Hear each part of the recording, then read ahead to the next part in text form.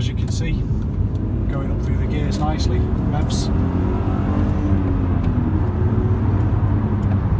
Fourth, fifth, sixth.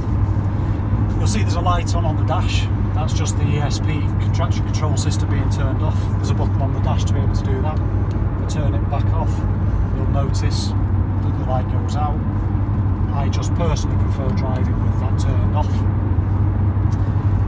Drives nice and straight, 60 miles an hour, hand off the wheel, and you can see, other than because this road has a bit of adverse camber which makes it want to track to the right slightly, it actually drives very straight, no wheel wobble. It's got cruise control, all of which works. Turn it on, set it by pressing it in, as you can see, feet off, and that's now accelerating. You can also speed it up off the dial.